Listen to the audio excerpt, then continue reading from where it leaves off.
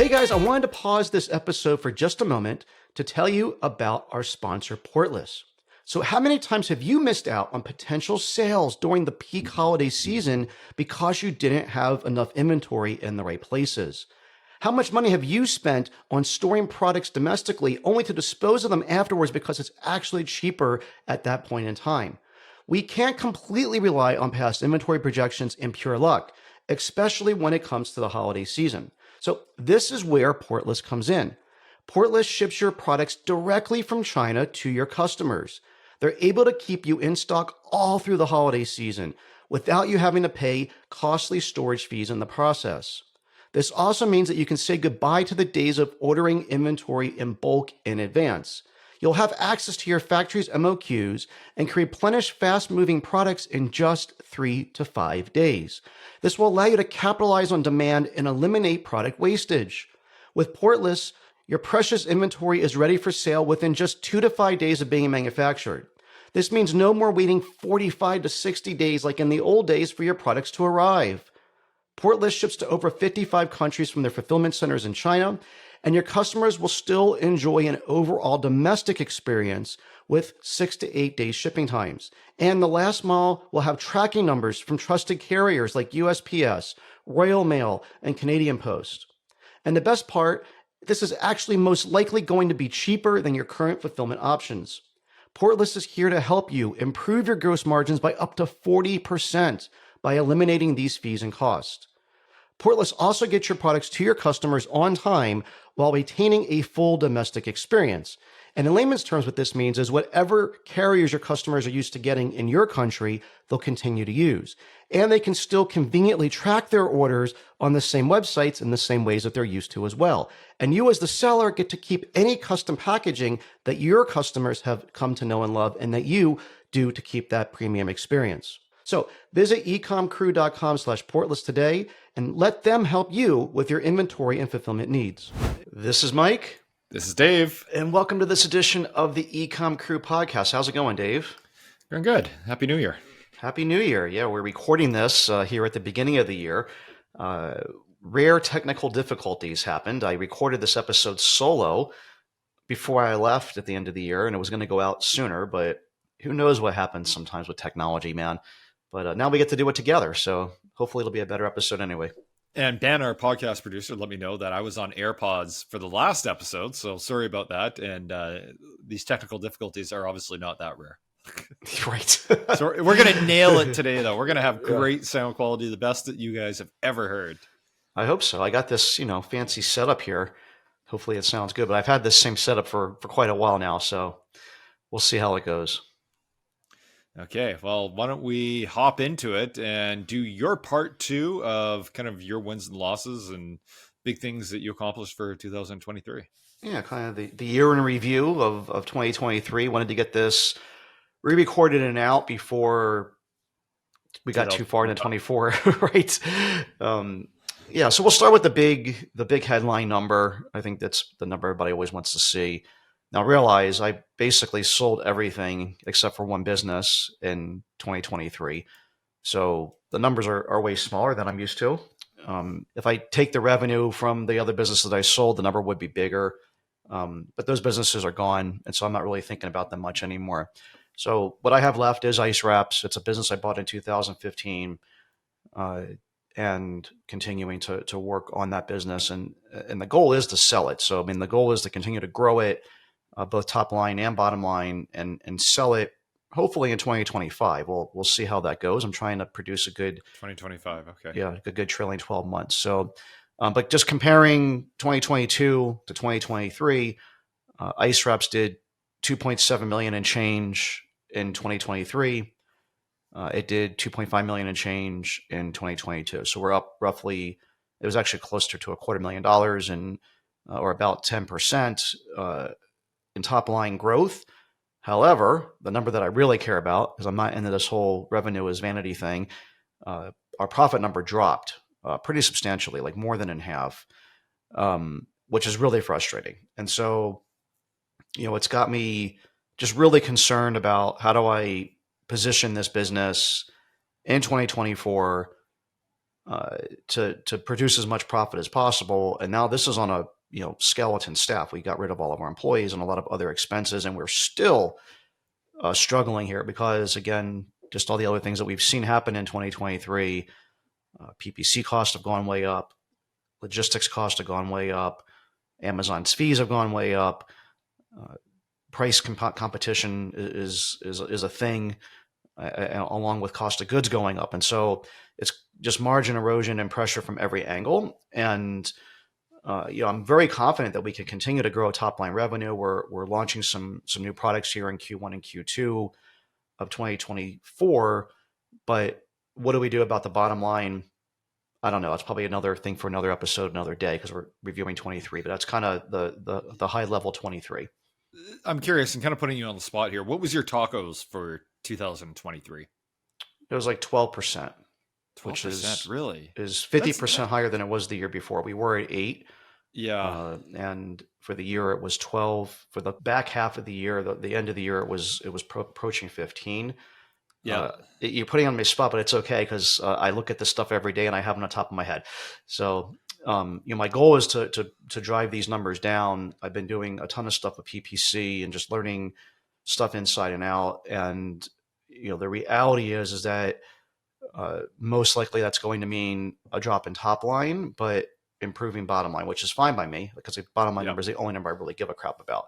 So I'm going to be trying to get tacos back certainly below 10, and hopefully you think closer that's to possible nowadays? Like I know previous to 2023, like you had ridiculously low ad spend, and yeah, I think you may be chasing a goal that's just not possible anymore. it's possible. Like I think 15% is high.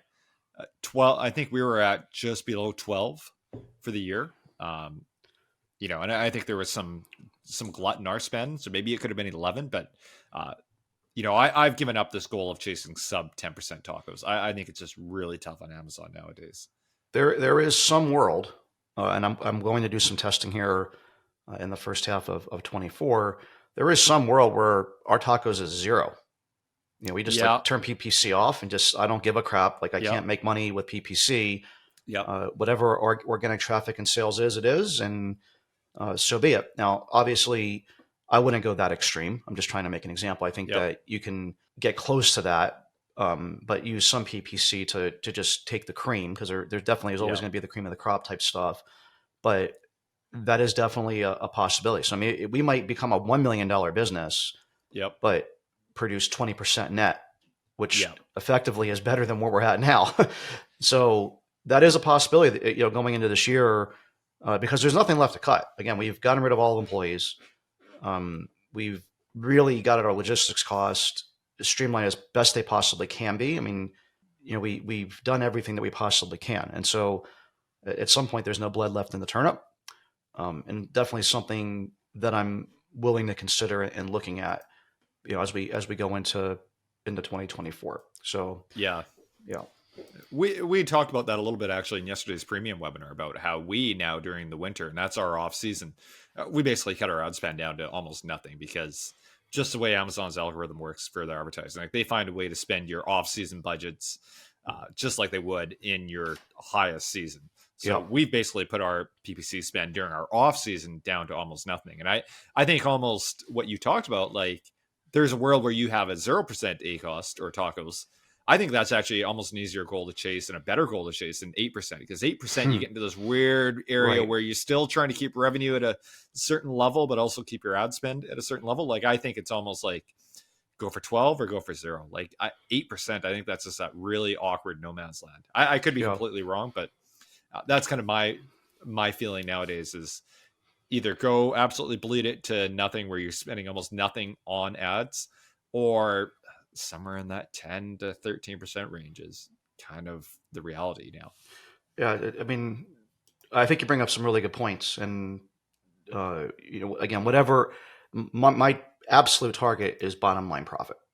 Yeah. Right. I mean, this is not the, I mean, I miss these other businesses that we had, like Color It, where I was looking to grow top line, and there were some strategic reasons for it because we had repeat business and a bunch of, we're trying to grow a brand and other things. This is a legacy brand that I've had since 2015. It's commodity products. I'm not emotionally attached to it. I'm looking at this very pragmatically and trying to produce the biggest net profit number that I possibly can. That's really my only goal. And then sell that business and then go on to the next thing that I really want to do. And so to me, this is just a roadblock in the way of that. And I'm trying to stay focused on this in the e-commerce world before going into the next one. So, and we're super nimble right now because again, we don't have any employees and I can just make a decision one day, go down one path and be like, okay, that's not working, go another way. And I have to worry about upsetting people and their goals and, Yep. a whole bunch of other things that like I'm super sensitive about because I want to treat others like I want to be treated. And I understand how an employee thinks and feels because I've been there myself. And, those are things that just that make you a little bit less nimble. Right now, I have Mia and she's super cool. And she's not really working for Ice Wraps, but more just like for me overall. So, yeah, that's kind of where we're at. So without digging too much, because I can go on about this for quite a while. We're already like 10 minutes in. Really want to kind of just go over my 2023 more than just the high level revenue number that we already shared. Cool. Why don't you take it away on one of the other things on your list of 15,000 Yeah, things I got a long that list. You Skyped me before. It's funny because I was telling you that when I recorded this solo, in order to fill the time when you're talking by yourself, it just required a lot more stuff. So we'll cover less here. But the first one's like hard to skip over, which is, the year we're recording this, like it's weird. Like every day right now I'm comparing to last year because my cousin had come here and eventually ended up passing away. And it was a couple of month process. It was a very big emotional roller coaster both for myself and my wife because we kind of saved his life, got him to the hospital, got him back here. We agreed that we would have him stay here while he got surgery and recovered from a heart procedure. I'm pretty convinced that like our medical system and insurance killed him. It's a kind of sad, effed up story, but like he had 3 blockages in his heart, 100% blockages. They did a thing where they go up your leg and do the I forgot the name of that term now. I'm having a brain fart on the spot here, but and I was at the hospital and they're like, well, we can't do the procedure here. We're going to send you home and go see a cardiologist. And like, as we're waiting to get the surgery, I got him back in the hospital and ended up like, crashing, dying. They revived him and was like, wow, I was like watching something on a television show. Like, I mean, it's like that stuff really happens. They put the paddles on and something like does wake back up because he was clinically dead and like woke back up. It was freaking wild. Ended up getting the surgery and ultimately, passed away from complications from it. And, it, was so emotional for us and such a crazy time that it actually caused my wife to get high blood pressure. She's on medication for it now. Like, and it's just like, it was very, very stressful. And in the middle of all this, we were trying to sell our business that we ultimately sold in the summer and trying to balance getting that thing listed, going through due diligence and all of that, in addition to having my family member, my ex-business partner, ex-roommate, and all these different things, go through all this stuff. And it was tough. It was a very, very difficult start to the year. Yeah. Well, on top of that too, even in the brand that we started a couple of years ago, I guess, what was it? A bit more than a year ago, we were running into issues there where just product development was totally delayed and things were taking way longer than we expected. And we're burning cash faster than expected. It was a whole calamity of events. And one thing I'll say, first off, for all of Mike's faults, you bringing in your cousin Jay and just bringing him into your house for 2 months, letting this guy basically disrupt your life for 2 months. Like, you've done that countless times over your life. And I've seen you do it with family members and friends and even myself and my daughter coming down there and just destroying your house for a weekend. That is definitely Mike Jackman's to a T in one of your finer points. So full credit to you on that regard.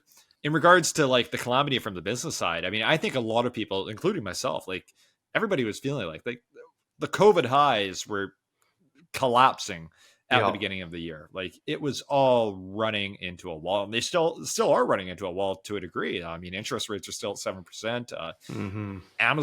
You can see Amazon's quarterly statements, like they're not doing great either. Like, I think everybody was having a really tough beginning of the year and probably have had a pretty tough 2023 just from a business standpoint.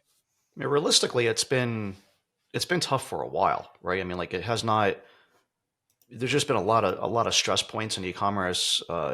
really since 2019. Like I think 2019 for us was like our high, right before COVID. And Yeah. then, and then we were lucky enough to be a diversified conglomerate in 2020 when COVID hit. So we had some brands that like went to zero, others that spiked up. We had a Yep. relatively, flat year, which, I'll take compared to one of the extremes. But we also had then go through all the logistics nightmares of like not having Yep. inventory and not being able to receive things, our 3PL being closed because of COVID, and just having to deal with COVID, and and it's just been kind of like one thing after another. And so there hasn't been this like amazing, like we're up and to the right and everything's going great year in a while. And so I think that this kind of stacks on each other, because 2020, 2021, 2022, and 2023, that's 4 years going in a row, Yep. were all really pretty freaking difficult. Like, I mean, never really had months or years strung together where you're on this, like you're on a high. Like without Hmm. taking drugs, you feel high because, like, I mean, things are going well in your business, and it just, as an entrepreneur, it feels really good.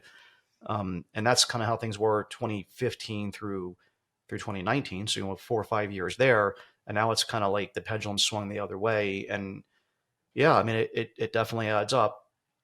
Going at the end of the year here, and beginning of 2024, I feel substantially different. It is the first time in probably 4 years that I feel this way. A lot of it is just de-risking. Getting a lot of having way too much on your plate builds a lot of stress. Having too much on your plate in the middle of a tough time makes it even worse, where you're like having problems in every business. And so just having a more manageable amount of stuff to worry about and think about, certainly has changed my, just overall mood to end 2023 and start this year in a much better spot, certainly than this time. If I think about 365 days ago, it was pretty dark. And like 300 days ago, it was even worse, because it got worse from here before it got better. But certainly, um, and a lot of it's been, just making a conscious decision to get to this point where it's just like, okay, like enough is enough. I can only take so much. Like, one guy can only take so much, kind of thing. I think stress is a cumulative effect as well, and was just really affecting everything, and just how to make some changes. Yeah. Yeah. Well, I think in terms of cutting costs and just cutting overhead, like now is the time, or actually, ideally, 12 months ago would be the time. And again, kudos to you. I mean, I think you saw the writing on the wall, just for the economy overall. And I think a lot of people should kind of take notice of this. Is that if your overhead going into 2024 is exactly what it was in 2023, I mean, there is a reason why basically every major company in the world has been cutting costs left, right, and center. And unfortunately, a lot of that is from employees, right? Just that's where overhead normally gets cut. Yeah. And so I think most people listening to this podcast probably got to take notice of that, going into 2024, that, hey, where's your overhead at? Are you projecting higher than you were in 2023? Well, you better have a serious growth plan to where you're going to be able to justify that, because most businesses, I think, going into 2024 are, it's going to be a rough first half of the year. Maybe things get better near the second half of the year, but I do think it's going to be a really rough first half of the year at the very minimum. Yeah. It's hard to have a crystal ball. I wish I did, but it feels that way for sure. Yeah. Cool. Yeah. So rough start of the year. Rough start of the year. Let's kind of progress, I guess, into the middle of the year. Yeah. I mean, things definitely started taking a turn for the better. All right. I mean, it's just, time heals all wounds. So over time, I kind of rectified the kind of stuff that happened with my cousin. A lot of it is just like, you brought some of it on himself, and you just kind of, we did everything that we could. I mean, you still can't perform a miracle work, and so, just having some time separation from that, like, certainly helped. But getting the business finally under LOI with a great buyer, and completing the transaction was where I think, was the kind of pinnacle of the year. And we sold the business, and I feel like I have June 9th in my head. I think, like, was the date, but no, it was definitely not May. I think the official closing date, but it was a little bit after that. It was maybe early June. I think official date. I remember being maybe I was at Seller Summit when we actually like signed the paperwork, which is in May, and I think because of the SBA and a bunch of other things. Like we had already kind of communicated to everybody that the deal was done, but it wasn't actually officially done because we were convinced that at that point that the SBA was going to come through because it was just like bureaucratic process. I don't know. I was like, come up with a different word there for a second, of the SBA. Well, full kudos to you for getting that deal done. It like you gave me a lot of false optimism when I heard about you closing that Yeah, deal. I thought I because know. I just assumed like there's absolutely no market for businesses, and then somehow you pulled off a pretty complicated deal in May, and so I figured, oh, okay, maybe the market's recovering. I went based on that optimism and tried to list my business in September, and absolutely crickets. And the brand I was trying to sell, it's a strong brand. Like, and this wasn't like, hey, I'm talking to a million people and like they start diving in and they're like, oh no, this business sucks. There was just crickets, like almost no interest for what is. I know the competition out there, like it's a good brand, and it was crickets. So good on you for being Yeah, able to find a buyer and close that deal. And your deal, it's complicated. I mean, it that was was a very complicated complicated. deal. Yeah. You had employees and a warehouse and everything that went with it. A lot of light manufacturing. I mean, that's a tough deal to seal. I think yes and no. I mean, yes, it makes it tougher for sure. Certainly, the fact that we ended up closing on the fourth buyer illustrates how much more difficult it is, right? I mean, the other ones that fell through were really no fault of our own and whatever. But yeah, I mean, it's a more complicated deal. But the way that I look at it is, I almost kind of missed the business already now, and certainly I think that the buyer got a really good business. I I look at the landscape of e-commerce. We've done plenty of episodes about this. I think that the opportunity moving forward is in the complexity, right? I mean, like Yep. if I do it's agree with super that. easy Yeah. to just hop on Jungle Scout or Helium 10, find the product on Alibaba, and just send it in, which is what I'm facing basically with ice wraps, like where I have freaking 70 competitors for every item that we have, and it's just a race to the bottom. The buyer of this business doesn't really have that Hmm. factor as much. He has competition. Certainly, everything has competition, but there's a reason why that business continued to make money. Yep. It was a workhorse, man. We were making seven figures. We were right Hmm. at $1 million of EBITDA. Free Yep. cash flow, $100 million. Hmm. That's a big number. Yep. And we were growing that business every year that we owned it, right? And so, yeah, was it a complicated business? Did it give me a lot of heartburn and stress? And did I feel like I was going to have a goddamn heart attack while we owned it? Yeah, because it was a lot a lot of things to keep balls to keep in the air. Plus, we had investors, which that added a lot of stress, like having all the who's in the business being involved in that, and looking to me to make them money.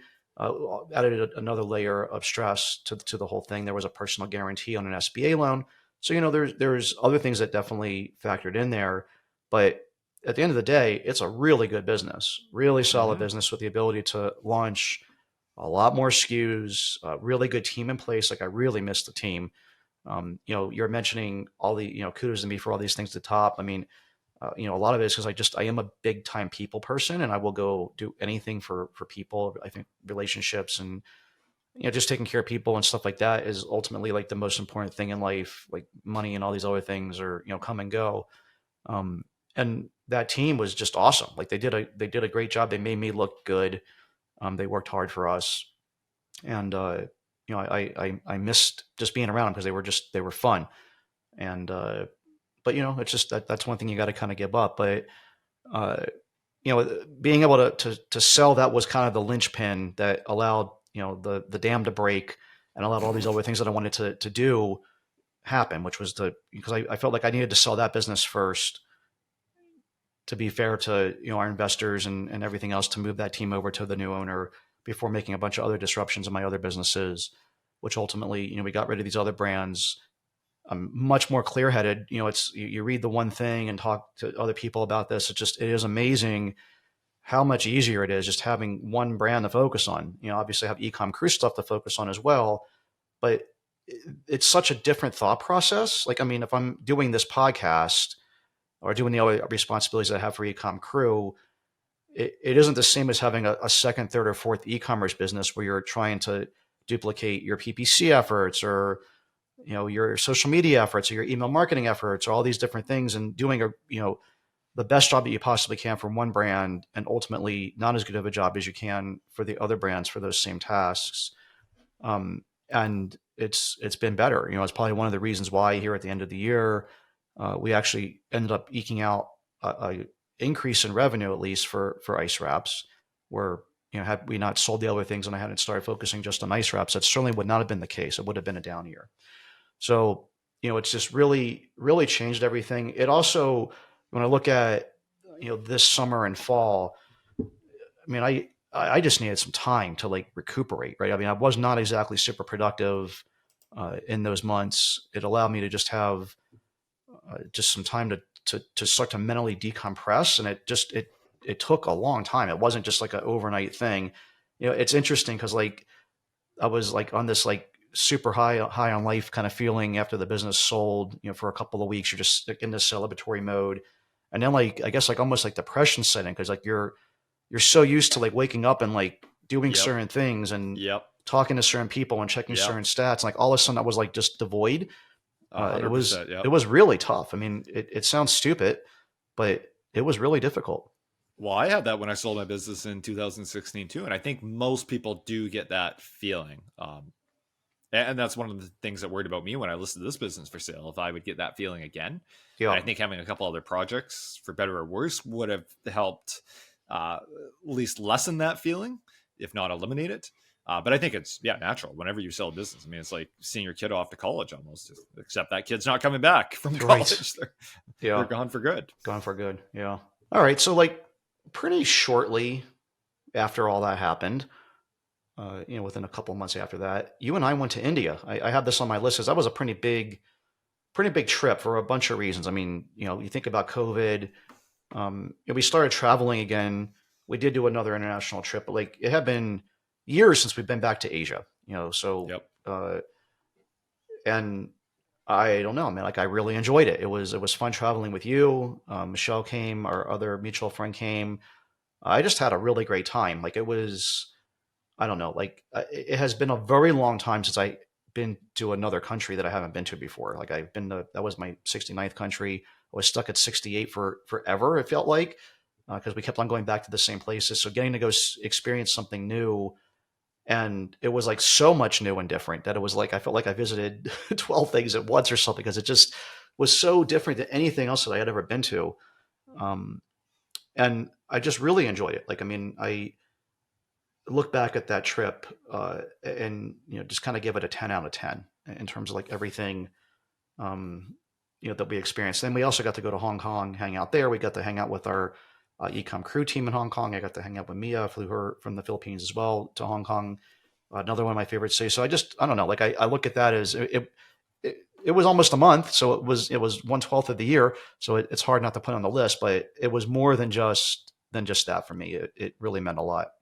Yeah, I 100% agree. That trip was amazing. I think part of the reason why I really wanted to do it when we started planning this earlier in the year is uh, I look back at all the excitement and fun when we first started going over to China, and this became like a thing in the e-commerce community for people to do meetups in China. And we're talking, 2016, 15, when we first started going over there, and you'd just meet other people from the e-commerce community in China, and it would almost be like a week-long mastermind that you do with these people. And I Yeah. think that's part of what I was chasing going to India. Now, yes, the product sourcing part, yes, to see a new country, but also a little bit of that camaraderie and hoping that, hey, maybe there's a bit of an e-commerce community over there in India that, we can make this now a regular trip as well, and going over to India and just kind of just hanging out with other like-minded entrepreneurs.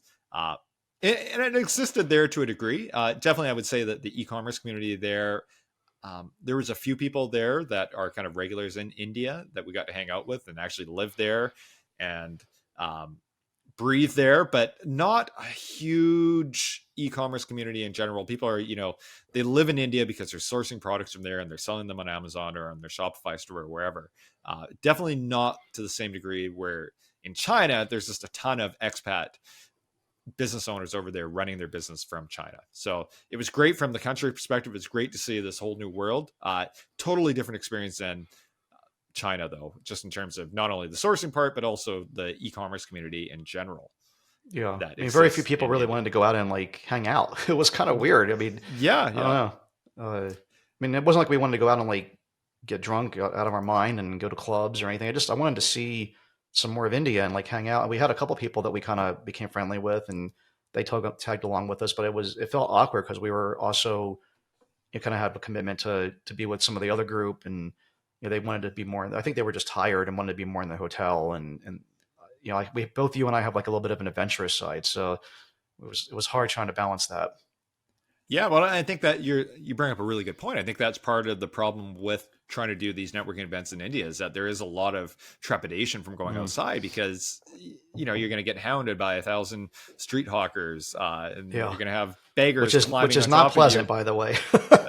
Yeah, Whereas in Hong Kong, right, Hong Kong being an extreme example, like yeah, you feel safe no matter what dark alley you walk into and no matter what time of day, and so yeah. nobody has that trepidation of going out and kind of going for dim sum at 2 a.m. in the morning and just picking each other's brain over a beer. Yeah.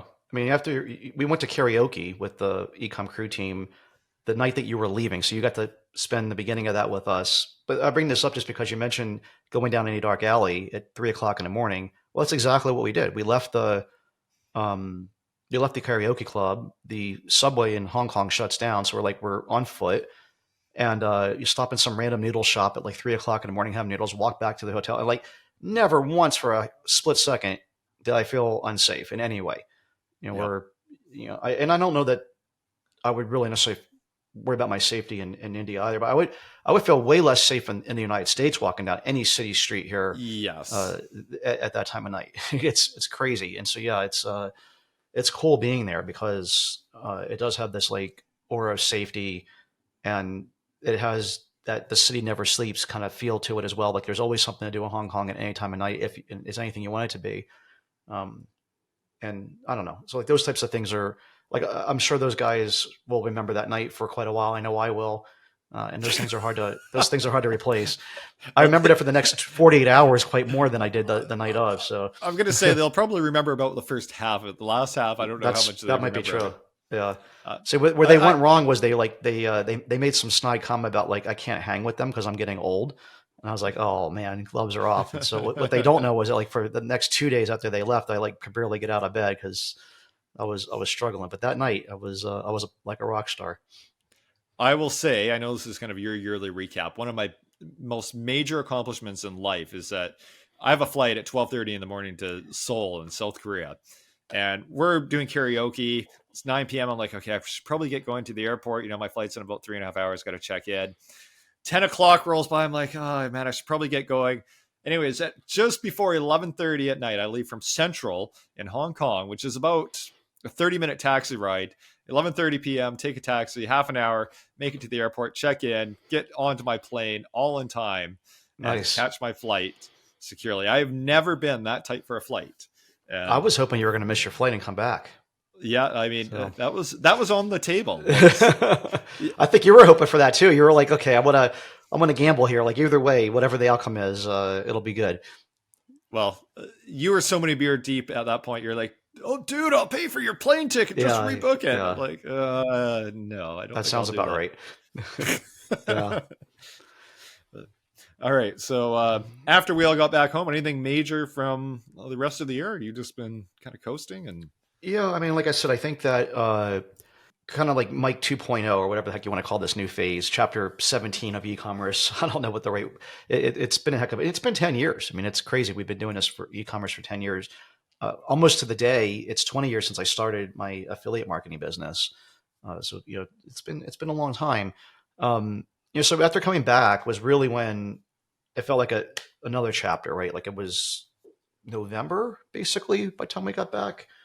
And so we had a couple months at the end of the year to start really working on what I want to work on moving forward. So just, I spent a lot of time working on PPC again, working on finding some new vendors to get some new products out. Spent some time just thinking about like what's next. We did some planning for the year, and just kind of got ready for going on vacation at the end of the year here, which was how we ended the year. Like last week of the year, first week of the year, had a 2-week trip to Hawaii, which was just a really great trip. It's funny because you're making fun of me. I was going to mention this as our like tip of the week, is to just take some time for yourself. I don't know, like it. it sounds so stupid, but as entrepreneurs, when you get really knee deep in business, it is very difficult to disconnect. And I really realized on this trip, uh, just kind of how toxic that had become. Like I Mm-hmm. had done a really great job over the last 10 years of taking vacations and going places and doing things. But I kind of realized that like I was more checking the box of doing that just to say that I Yep. did it rather than actually really mentally checking out and going on a vacation. And holy crap, man. Like now, obviously, had I still owned all these other businesses on this trip and all the other things that, that were stressing me out, I probably wouldn't have been able to do that. But I was able to do that on this trip. And I legitimately feel like a different person, like coming back. It like really just got in a place of, you know, meditative or just clear mindedness and stuff and able to actually think through things and do some deep thinking. And because like my mind's clear, it's like there isn't 87,000 ping pong balls bouncing around in my mind, um, like there was. And so it just, I can actually have a clear head.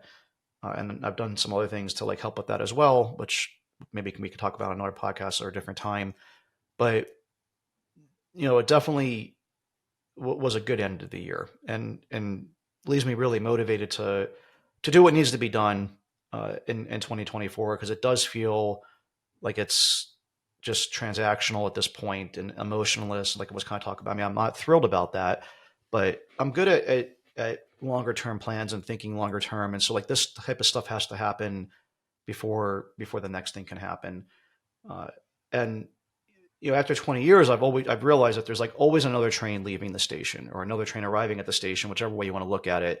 There's always another opportunity. Like there will always be something else out there, like especially for people like us who think the way that we do and we're entrepreneurs. And so, it gives me a lot of time and space to really evaluate the right thing and go after uh, something really big and important rather than quickly making a decision and trying to just double a business again next year by adding on more brands or more products or whatever. And so I don't know. I'm pretty optimistic about the future for me. I mean, for ice reps individually or e-commerce and the way that we've been doing stuff on Amazon, maybe not quite as much, but I'm excited about like the skill sets I have, the relationships that I have, and the potential for the future. Because I do see whenever there's like a big shakeup, you think about iPhones or the internet or electricity or the car or whatever, like it creates all this opportunity. And AI is like that next thing. It's like, what's the big Mm-hmm. thing that's going to come from that? And I hope to be on that wave. Cool. Well, it sounds like a good way to wrap things up. Yeah, I think so. So I left a few things out, like I said, because we just been chatting together. But I feel like I hit the highlights. Maybe at some point we'll do a 2024 planning episode. We typically do those. I mean, I feel a little bit less inclined to do that just because it feels less exciting. But maybe you have a way of always telling me, Dave, that the things that I feel like are stupid or not that important or not that exciting are actually the things that everybody really wants to hear about. And that comes up in the premium webinars like all the time. Because, I'm not thinking, I just like don't think about sharing something in particular and you bring it up. And then at the end, you're like, dude, like what the hell was wrong with you? Like that, it's like gold. And I just, I don't know, like I just don't think about it because it's something I do, whatever it is day to day. So maybe some of those blocking and tackling things will be a appropriate episode in the future. All right. Well, let's see if I can prod them out of you in a future episode. Perfect. All right, my friend. Again, Happy New Year. Best of luck in 2024 to both of us and everyone else out there listening. And until the next one, happy selling. We'll talk to you soon.